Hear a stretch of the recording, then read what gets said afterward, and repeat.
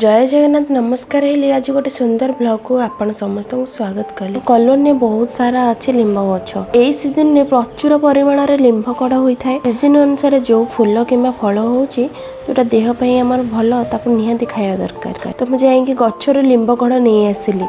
Limb कड़ को आणिकी एमती गोटे गोटे तोली हेनी डाल भांगी पूरा नहीं आसिली। आ घरे यार पाखुड़ा सब बाहर करनेली। सजना शागर जमी पत्र अलग हुए सेमती अलग करनेली। पूर्वर भी जाइए अरुआ चाउल सुखिला लंका रसुण लुण जीरा हलदी टिके दे भल भाव पेस्ट करनेली। पूर्वर एठी मु हलदी पानी रे लिंब गोड़ को धोई रखी थोई मिश्रण रे गोले देइथिली टिके कटा पियाज पकई तावारे 2 चम्मच तेल को दे छोट छोट बरा करी दबा थोई दुईपट साइड को भाजी करदे गोल्डन कलर लिंब कड़ा पिठौ बनिक रेडी हो गला। आमर लिंब कड़ा रेसिपी तो एबे जानी गले खाई केमती लगुच जानिबेनी।